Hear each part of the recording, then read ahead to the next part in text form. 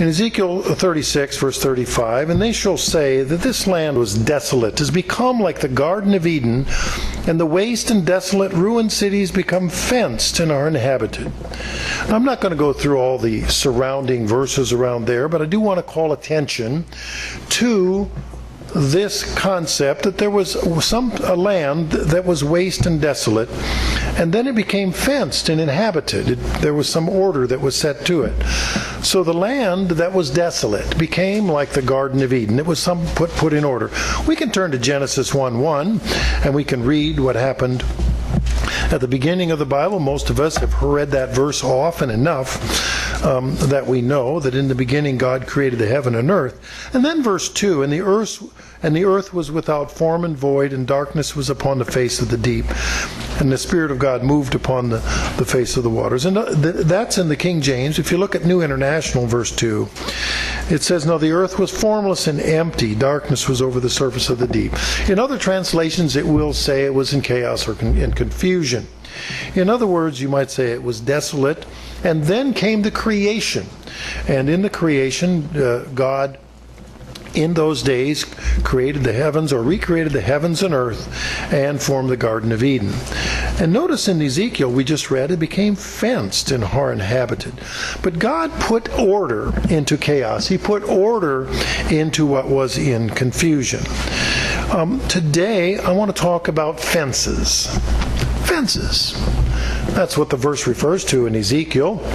And I want to go a little bit, and we're going to talk a little bit about the history of fences and then the spiritual value of fences, and show those analogies and what we can do in our spiritual lives. Many years ago, I would say about 1,000 years ago, the English passed what was called the English Enclosure Law. They used, at that time, lands were in common. People didn't particularly, they owned the land or an area, the lords or whoever the landowners were, but they didn't have the kind of fences that we see today. They had landmarks. They knew that from this hill or from that tree or from that rock and so forth. But when the livestock were commingled, they didn't have a lot of livestock breeds that developed. And yet, under the English Enclosure Law that the English did, people's private property rights were clarified. They said, if you want to protect your property, you are required to put a hedge around it, put a fence around it. And in so doing, you would keep your livestock in your field and the neighbor's livestock out of your field. And from that time forward, modern livestock breeds were developed. That mindset carried forward then as America was developed, and it's in the 16 and the 1700s and on into the 1800s with the Wild West, the conquering of the American frontier. But it was an unfenced land. The wagon trains that carried settlers to Oregon and California traveled across the Great Plains in America. There were about 60 million buffalo that roamed the prairie, and we all know the Home on the Range song. And wild horses roamed that had escaped the Spanish conquistadores and were roaming in the West, and they still do in unfenced and wild areas. But those were unfenced areas. In that time, it was unfenced, and so it was prairie. And wildfires would come up, and people were afraid of wildfires because they would go unchecked. It was fuel everywhere. And of course, the whole state of Oklahoma and a good chunk of Arkansas today is a fire hazard. We saw that in Oklahoma a few years ago when we drove into a fire. Drove along the freeway, and all of a sudden it was at night following Thanksgiving week, visiting relatives on the other side of Oklahoma. And we came over a hill, and woof, we were engulfed. There was flames on both sides of the freeway, right on I-40. There was flames in the median between the lanes, and I didn't know we were going to get out of that one. And it was very spotty right then. Winds were up to 60 miles an hour. So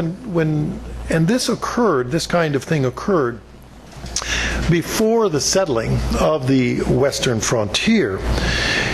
And so the wildfires then would rage in the direction coming from the prevailing winds, usually from west to east. because that's the way the jet stream would go. And so in this day, you can see, particularly in the northern plains, you can see where the western winds brought the prairie fires to the lakes of Minnesota. And I grew up in southern Minnesota, and there were many, many lakes. And you would take a look at the lakes, and there would be no trees on the west side of the lakes. It would just be grass up to the lakes. And on the east side of the lakes, there would be large old trees that would maybe be 150 years old, or as old, old oak trees and ash trees and elm trees. It would be very old. And my father explained to me, because I noticed this as a child, why are there no trees on this side, but there's plenty on. And he said, because of the prairie fires would come along and they wouldn't stop until they got to the lake. And then they may burn around it, but it didn't burn so the trees grew up on the east side of the lakes. And so those now, of course, in the last 150 years, since farms and ranchers have been putting fences up and intensely managing the land, we haven't had the same kind of prairie fires that have swept the entire prairie. During that time when it wasn't fenced, there were flash floods that went over the grass prairie, and then over the years it was severe soil erosion. There would be a lot of burnt areas. Rain would come, and then the soil would erode and through the Mississippi and Missouri River basin, and that formed the state of Louisiana, basically, is with all the silt coming down the Ohio River, Missouri River, the Arkansas River, and into the Great Mississippi and out into the Gulf. But with the coming of the settlement, particularly following 1849 gold rush, there were trains and telegraphs lines that went across the West. Farmers and ranchers could homestead 160 acres per person. But there was a condition: they had to improve the land. I have an uncle who is an attorney for the Farmers Home Administration. He's now retired. And he would tell me about the old titles, because he dealt with a lot of titles of property in the West. He's from Nebraska. And as a title examiner, he would examine the titles, and the original homestead titles, the law said that you could get your 160 acres if you built an 8 by 16 cabin on that 160 acres. And well, a man with a large family of about 8 kids, and many of them had large families, what they would do is, the law was not clear, 8 by 16 what? And so they built cabins that were 8 inches by 16 inches. And they would put them on the corner of 160 acres so that that 8 by 16 inch cabin was on the corner of 160 acres in all 4 directions. And so by putting down one little cabin had to be would be on all top of all 460 acre parcels, which would then mean one section of land for each child. But of course the law said you had to be over 21. Well, the land assayer had to document that the person was over 21 for that. And so what they would do is they wrote the number 21 on the bottom of the shoe of each child. And so when they went to the land surveyor and assessor's office, they would demonstrate they in fact had an 8 by 16 cabin located, in those various places, and that each of the persons doing the homesteading was over 21. So that way one family could wind up with thousands of acres. So you found that to be a very convenient way. And of course then they would defend their property boundaries by putting up first landmarks of some sort, trees and stone piles, and markers, and eventually fences. So the property was then partitioned over line, and it was no longer, you might say, it was no longer desolate. Now we drive across the great western plains of America, and any of us have done that, and we see miles and miles of fences, which designate whose property is, separates which one from another. I was growing up as a boy, and of course my great-grandfather was a pioneer, and so it was settled by the time I was a lad. And my dad told about a neighbor who lived about 3 miles away, Ed Schaefer. And I asked, how come old Ed Schaefer, what was wrong with old Ed Schaefer? And my dad says, well, he was building a fence. And his hired man, and what they would do is they would sharpen fence posts, and the soil was black, and it was rich, and the topsoil was deep. And so they would sharpen the posts, and they would pound them in. Rather than drill a fence post hole, they would just sharpen them like a pencil sharpener. They would sharpen the post with a hatchet. And then one guy would hold the post, and the other guy would take a sledgehammer, and they would pound them in, and then go a few feet over, pound in the next one. And you saw many fences put in that way. And he explained that the head shafer would hold the post, and the hired man would pound the post in with the sledgehammer. And when the post was pounded in sufficiently, old Ed put his hand on top of the post and says, "Well, that's good," but the hired man was still swinging the sledgehammer. And that's why old Ed had a withered hand. Just because there wasn't the medical attention that you could have back in the 1930s that has come about since then. But everybody fenced their property. It was understood and expected. Well, now let's take a look. That was some of the history of fences and how it designates the difference between one piece of property and another, how it keeps some things in and keeps other things out. Now I want to cover a little look at some spiritual value of fences. Some of you know that I have sheep. I have a few sheep. I have 10. Sheep are basically a stupid animal. Perhaps that's why God refers to us sometimes as his sheep. See, sheep don't readily defend themselves. They're vulnerable to predators. They bleat, they make a lot of noise when they want something, and this announces to the predators in the whole world where they are. So sheep need protection. Now, our pasture at home is fenced with woven wire. It's about 4.5 feet high. The sheep can't get out, and the predators can't get in. And once in a while, there's a dog or pack of dogs loose in the area. But they're discouraged from attacking the sheep because the sheep are protected by the woven wire fence. Well, the fence also protects the sheep by keeping them from wandering around the neighborhood where the dogs, or in our case as well, the coyotes, could ravage and destroy them.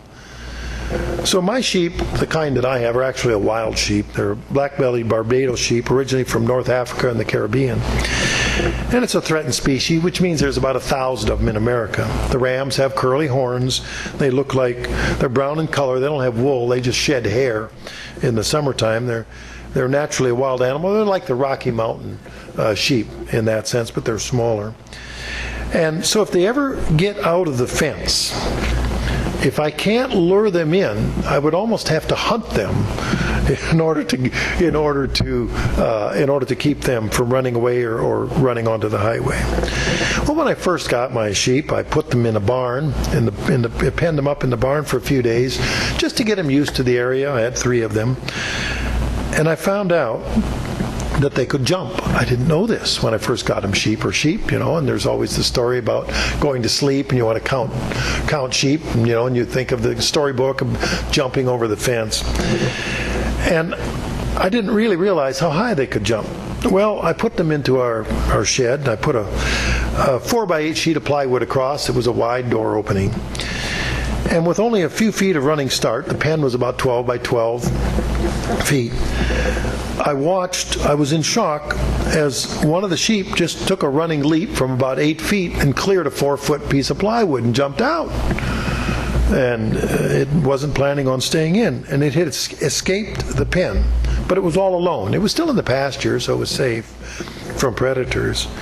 But after several hours of running around, it was frustrated, and sheep have a herd instinct, or a flock instinct, I should say. This errant sheep was very nervous about being alone, so it may take a running leap and leap back into the pen. And that taught me that that I needed to make a little higher gate.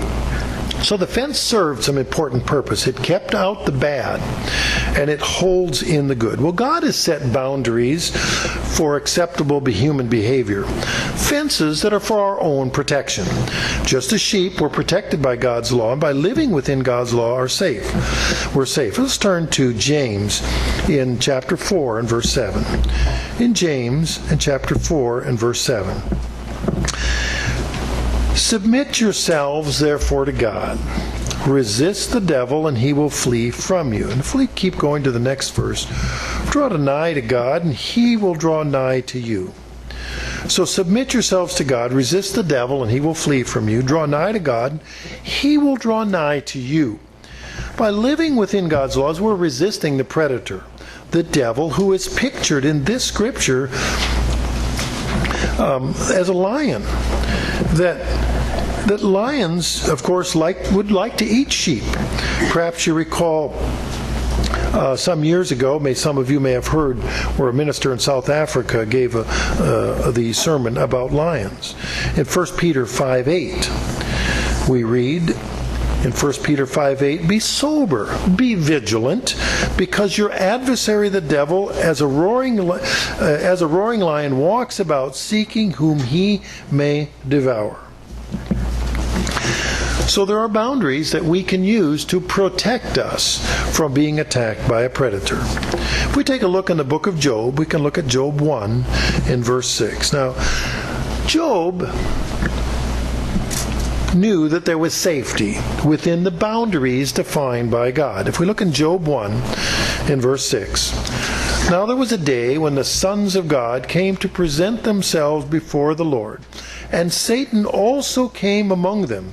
Verse 7, "And the Lord said to Satan, from whence do you come? And Satan answered the Lord and said, From going to and fro in the earth, and from walking up and down in it." In verse 8, "And the Lord said to Satan, Have you not considered my servant Job, that there's none like him in the earth, a perfect and upright man, one that fears God and eschews evil?" Verse 9, "And Satan answered the Lord and said, Does Job fear God for nothing?" Verse 10, "Have you not made a hedge about him and about his house and about all that he has on every side? You have blessed the works of his hands, and his substance is increased in the land." You see, Satan knew that he could not hurt Job because there was a hedge or a fence around Job. God protected and blessed Job. So God has his law, his expectations of us to protect us by putting a fence around us to protect Satan from us, as Satan acknowledges he couldn't do anything to Job because Job was protected by the hedge that God put around him. Well, now that we've defined where God wants us to be, within the fences that he set up, within the boundaries that he set, what's required of us while we're inside the pasture, while we're inside the fence? Do we strum harps, pick daisies in the pasture? Do we skip and frolic in the morning sun? Or, of course, doing those things that aren't wrong, but just what is it that God wants us to do in our daily lives? Well, God has shown us in the Bible through his word in Micah 6:8 what he expects us to do. In Micah 6:8, "He has shown you, O man, what is good, and what does the Lord require of you?" And he puts down three things here: to do justly, to love mercy, and walk humbly with your God. And he forms it, just like in Jeopardy, puts it in the form of a question. You know, what is it that God requires us, what does the Lord require, to do? But to do justly, love mercy, and walk humbly with your God. So, to do justly. A number of years ago, I had the opportunity to watch, and I've helped many distressed people over the years, and I was at a courtroom situation as I work with distressed fathers, and I was in a courtroom situation where the official court reporter, and the judge had a court reporter, and the official court reporter was recording all of the comments that were made in court. And the fellow in court showed me how then after the court, that what the court reporter wrote down wasn't exactly the way it was said in court. And there were several of us going, that's right, that wasn't that way. That's not right. That the official record was something different. And the court reporter, as it turns out, was conveniently altering the record so the judge would have a way to base his decision on it. And so one of the fellows suggested, well, you can solve that problem. And everybody wondered, well, how are you going to do that? And he said, hire your own court reporter to sit in the courtroom and type out a transcript. Now you have something to work with. And it was amazing to watch as I got to watch that event and as I watched it play out, where a second private court reporter came into the courtroom, and it was amazing that the regular court reporter was extremely upset. The judge was extremely angry that anyone would question them, but it was a public trial, and you couldn't stop them, a second person, from taking the super accurate notes of that. So we know that doing justly appears to be a bit of a challenge. If you can take a look in Luke 18 and verse 2. In Luke 18 and verse 2, it was just a simple verse, and it goes on to tell the story about the story or about the importunate widow, and I'm not going to go through all of that. But I want to call attention to just part of that verse in Luke 18:2. There was in the city a judge which feared not God, neither regarded man. When I did the research for this particular message, it was some time back, the New Hampshire Supreme Court, a number of the justices were caught in a lie. In fact, in multiple lies, and several of them were resigned and several of them impeached, and the governor had to appoint replacement judges. In the Virginia State Supreme Court, it was exposed that there was, surprise, surprise, a falsification of transcripts by the judge at the Supreme Court level in a state. So doing justly, it seems to be very difficult, even for those people whose job is to be just. I know there are bureaucratic excesses that have a very difficult time doing justly. It was a number of years ago, and I used to be a young man, and I bought a farm.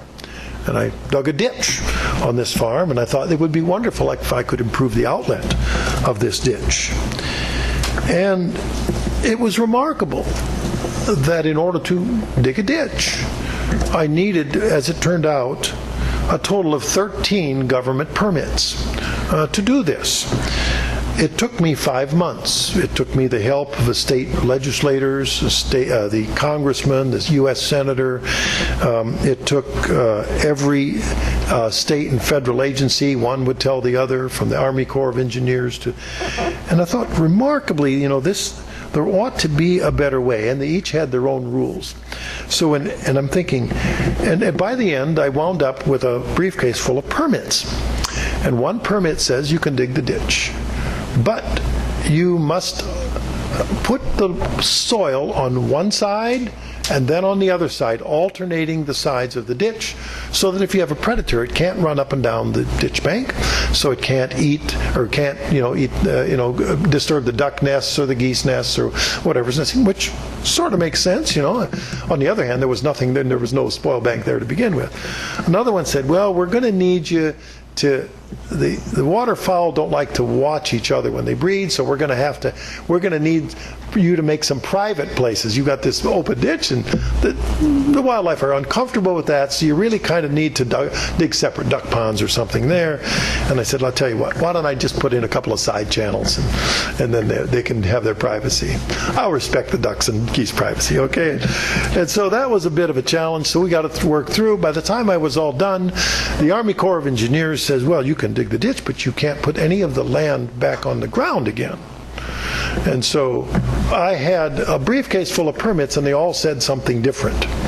One said you could put the soil in the ground, alternating a pattern. Another one said had to haul it all out, and you dare not spill even a teaspoon, and so forth and so on. So you had, and I'm thinking back to this verse about doing justly. So which one was right? Which is very puzzling. I also note there's 2,000 pages of federal law to regulate the price of cabbage. So doing justly appears to be a real challenge in this world. It's a real challenge because if we take a look at the world dictators we have, what they did was just in their own mind, in their own eyes. Of course, if you asked Hitler or Mussolini or Stalin or Mao Zedong, you could have asked Robert Mugabe, who was the dictator in Zimbabwe, formerly known as Rhodesia. Perhaps we could ask Pol Pot what he thought was just, who was the author of The Killing Fields of Murdering Cambodians, or the Butcher of Baghdad. More recently, the Saddam Hussein. There was a fellow there who was so afraid that he lived in between the walls, built another extra wall in his house, and lived between the walls, much as Anne Frank did during World War II. Lived between the walls for 20 years because he was afraid to even let his existence be known for fear that he would be killed.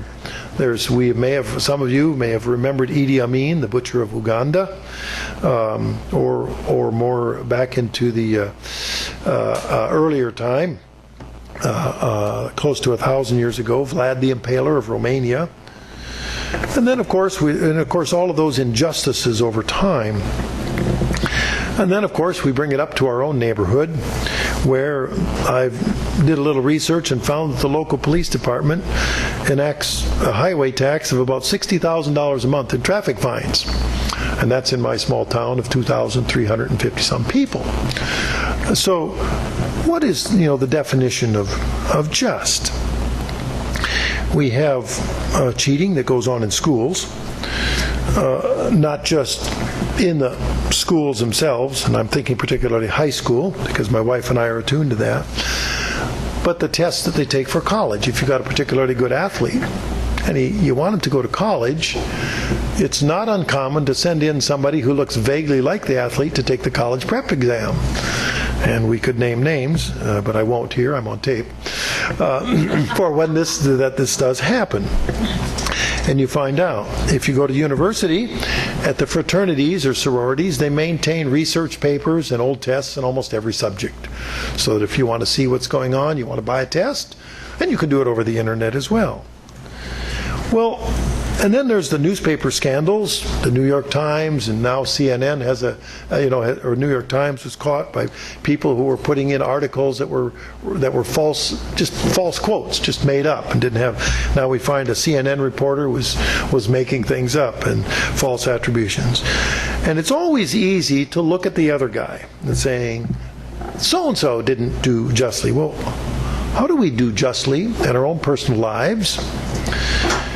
Do we treat our neighbor kindly by returning the borrowed items or offering help when it's needed? Do we anticipate an opportunity to help others? How do we do justly? Do we live up to our word every time, which includes reading the documents before we sign them so we avoid the problems later on? Very common problem. Very difficult. Or being careful with our responsibilities. So doing justly is something that's very difficult for mankind to get a grip on. The second thing in Micah 6:8 is asked us to do is to love mercy. Now, I've mentioned some of the dictators before, but I do want to call out one in particular, Pol Pot of Cambodia. And you may have read the book or heard of the movie The Killing Fields. That was popular about 25 years ago or so, maybe 30. And it was in the mid-70s that Pol Pot was the dictator in Cambodia. And he documented carefully what we would call the intelligentsia, every doctor, any teacher, anybody who was educated. And he had them executed. Anybody who had any education, he executed them. And then he forcibly de-urbanized the nation. He drove everybody from the cities on a moment's notice and made them go without packing, without food, without anything. And if they didn't keep up, they were killed. About 6 to 7 million people died in that debacle. We didn't see, and there was a complete absence of mercy in that. Now that's an extreme. Now, if you're a parent, you have an understanding of mercy. Because if you've raised children, you know that every child that's ever been raised has wet its diaper. And after they're out of their diaper, every child ever raised has had an accident and wet their pants. And what good does it do to get overly excited or angry about something like that? So as a parent, our heart goes out to our own children,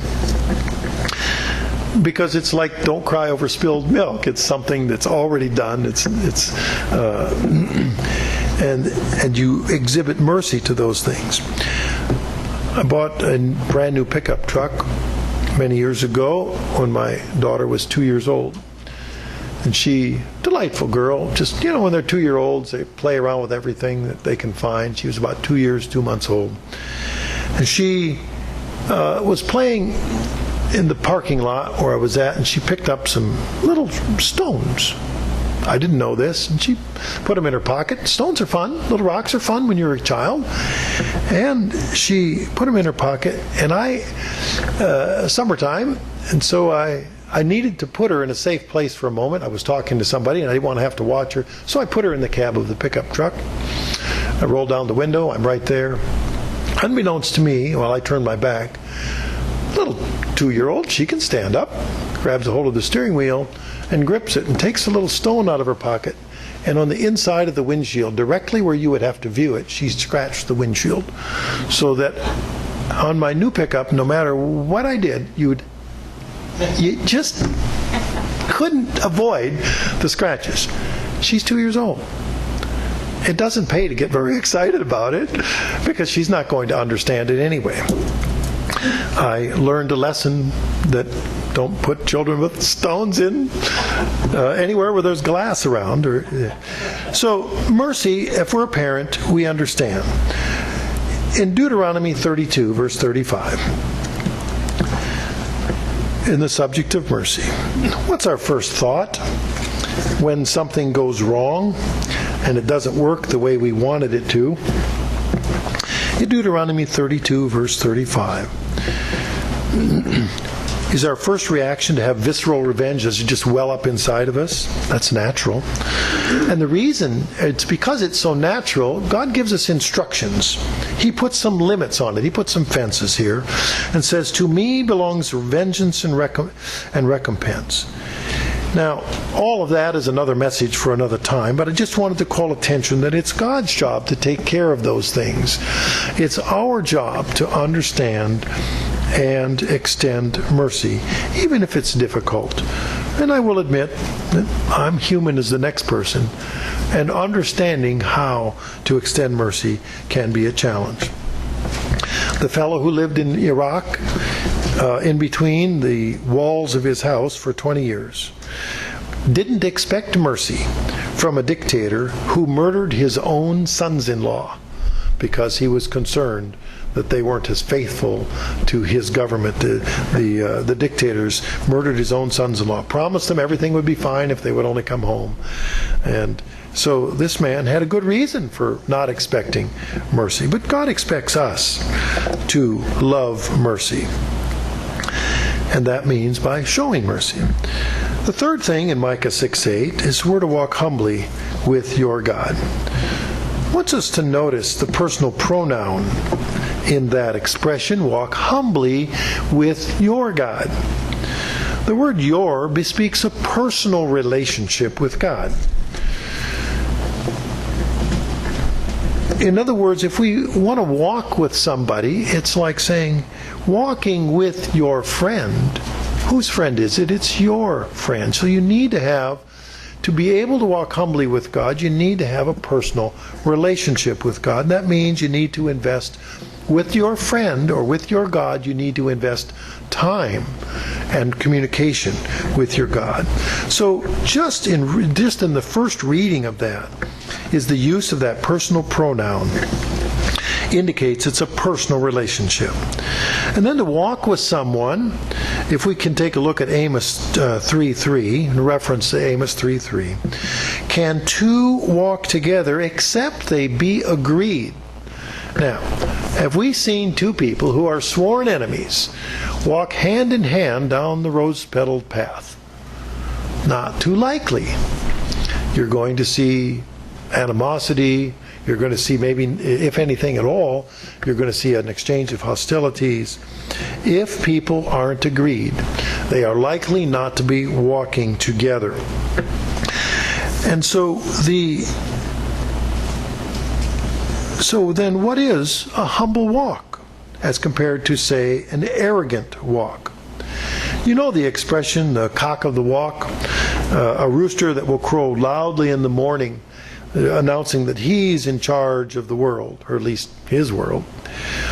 And you know the expression strut like a rooster, you know, some people are known to crow or strut like a rooster. I know that one of my best friends, I had a flock of little girls and he had 4 little boys. And we would spend time back and forth at each other's homes. And my daughter could not pronounce the name Reuben, but he was the youngest in the family. But he enjoyed expressing himself loudly, as often youngest do. So the closest she could come to Reuben was to call him Little Rooster.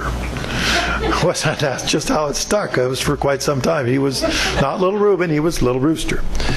So, which we all thought it was funny. My wife used to live in Europe, and she can tell you that the American walk is different than the European walk, that you can identify how a person carries themselves by how they walk. I do want to call then, the sermonette had us turn to Ezekiel 11:20. I do want to turn to that because because our subject here is fences, in other words, the limits that God is setting and the value of those limits. So I'm going to turn. I didn't have it written in my notes earlier. So in Ezekiel 11:20.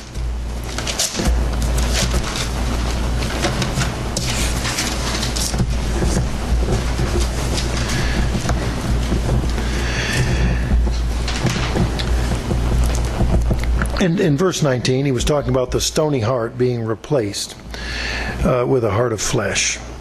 In verse 20, that what is it that's done with that heart of flesh? That they may walk in my statutes and keep my ordinances and do them, and they shall be my people, and I will be their God. This is what God has in mind for us, that we do what He wants us to do, to walk in His statutes, to keep His ordinances. We know that He's outlined the 10 Commandments for us. We know that that He's codified those commandments and then placed the expression of the fulfillment of those commandments about loving God is like one category, and loving our neighbors as ourselves is the other category of those commandments, as a descriptor as to how we are to carry those things out. And so that is critical. That's the whole purpose for God setting boundaries for us. Setting the boundaries, setting up His law, setting up the commandments of God. And Mr. Jackson in the sermonette also turned to Hebrews 10:16. I'd like to turn there as well. In Hebrews 10:16. Because where do those boundaries belong? Where is it that the boundaries for God's expectations in our lives should be? In Hebrews 10 and verse 16. And this is the covenant that I will make with them after those days, says the Lord. I will put my laws into their hearts, and into their minds I will write them, and their sins and iniquities I will remember no more. Where does God's law, where will it be written? It's on people's hearts. It's in their minds. It's how we do what we are expected to do. If we look back then on Micah 6:8, we're to do justly, we're to love mercy, and walk humbly with your God. Now, of course, the difficulty is in application. It's one thing to say this. Now, how do we apply it? Well, if we're a teenager, that's the age when we're reaching for independence. We test the limits. That's normal. I've certainly tested my parents. I like to think not as much as the neighbor kids, but probably my parents may have another idea. I remember my dad saying at one time, he was telling rather proudly, he said, I've raised 4 boys to adulthood, and never once did the deputy sheriff drive up my driveway inquiring about the boys. I didn't know that he was that proud of us, but I guess that was uncommon, that there was others in the neighborhood that didn't have that record. So teenagers like to test the limits. They're reaching for independence. I remember I came home late one night, and I realized that my dad had a rule that if you come home late, however late you come home, that's how much earlier you get up the next morning to do chores. And that was an awkward thing. And of course, as not much sleep was required that night, I asked him about it, and he said, well, when he was a teenager, he made the foolhardy mistake of coming home late. And he drove in those days on a gravel road 45, 50 miles to an amusement park in the Twin Cities near Minneapolis. And they had a grand time. He and his big teenage friends, and they were 16 or 17, maybe even 18. And they, filled the carload up with them and went and had a grand time and made it home at 4 in the morning. Because they were having a good time, and the amusement park was open late.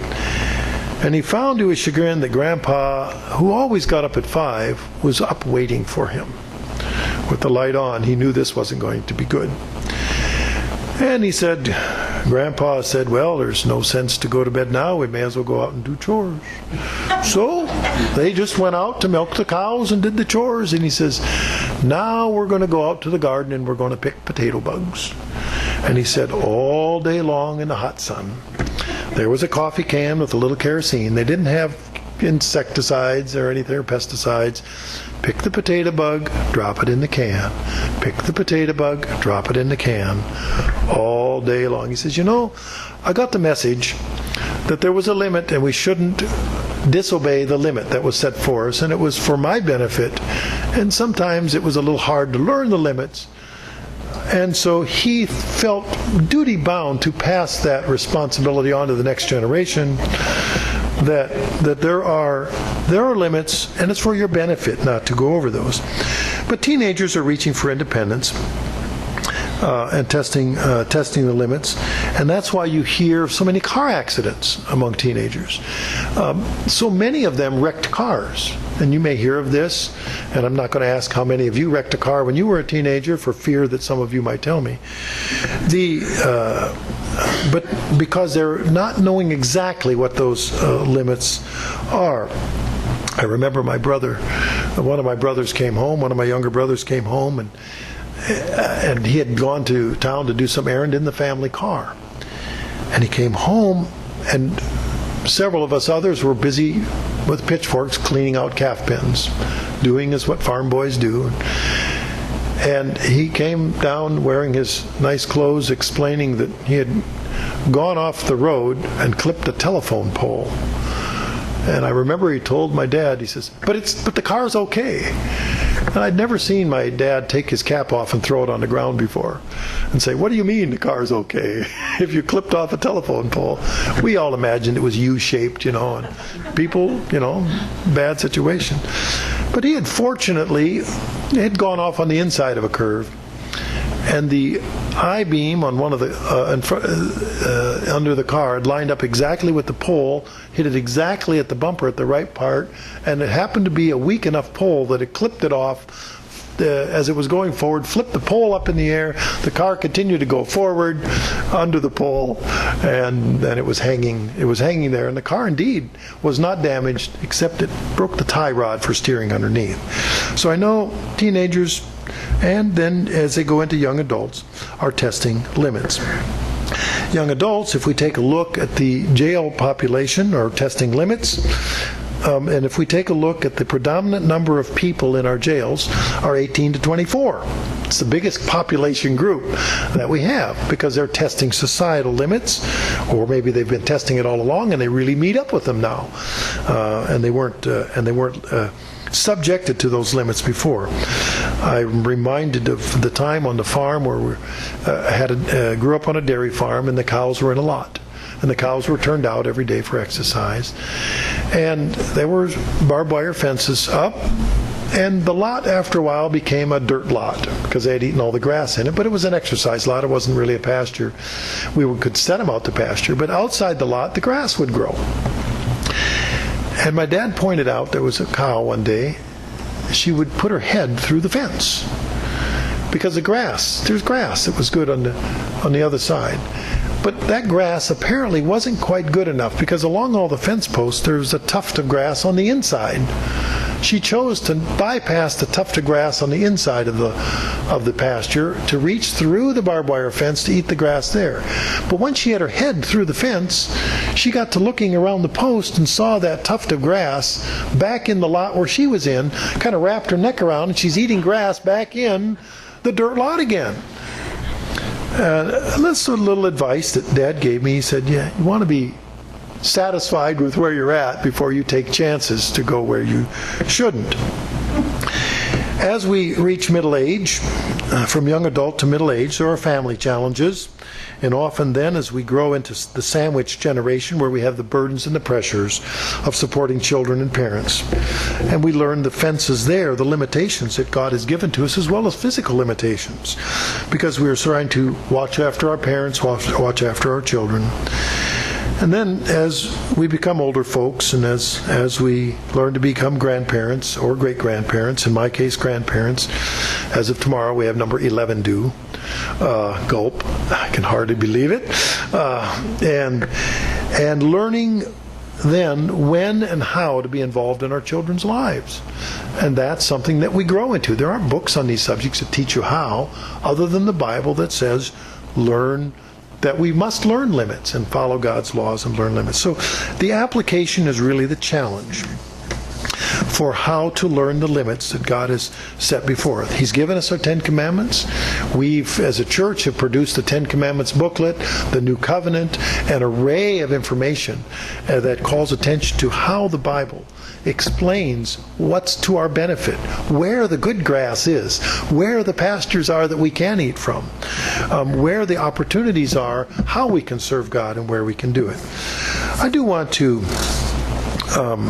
take a closing look at explaining and understanding fences by taking a look at the 23rd Psalm and reading it in mind, in context, that God provides for us, and He wants us to stay within the limits that He provides, and then within those limits and to avoid going outside of those limits. In Psalm 23, starting in verse 1, in fact, it's a very commonly memorized psalm. The Lord is my shepherd, I shall not want. He makes me to lie down in green pastures. He leads me beside the still waters. He restores my soul. He leads me in the paths of righteousness for His name's sake. Yea, though I walk through the valley of the shadow of death, I will fear no evil, for You are with me, and Your rod and Your staff, they comfort me. You prepare a table before me in the presence of mine enemies. You anoint my head with oil. My cup runs over. Surely goodness and mercy shall follow me all the days of my life, and I will dwell in the house of the Lord forever. Well, that 23rd Psalm has a pastoral setting. A psalmist is recognizing that God places him where he should be, as a sheep within the pasture that God selects. You might say within the fence, or within the boundaries that God places for our protection and happiness. If we take a look at verse 6 in the Psalms, verse 6, surely goodness and mercy shall follow me all the days of my life, and I will dwell in the house of the Lord forever. That sounds a lot like Micah 6:8. The three main points of the message: to do justly, which is goodness, to love mercy, and to walk humbly with your God. Dwelling in the house of the Lord sounds a lot like walking humbly with your God. So if we take a look at Micah 6:8 and compare it then to Psalm 23:6, we get that same message. Just as Job was afforded a hedge or a fence around him, and as King David was sure of God's protection of him, so too can we claim our hedge, our fence, our boundaries to be set by God's laws. So too we can receive the protection from our enemies and blessings from within the pasture of God. And surely goodness and mercy shall follow us all the days of our lives, and we will dwell in the house of the Eternal forever.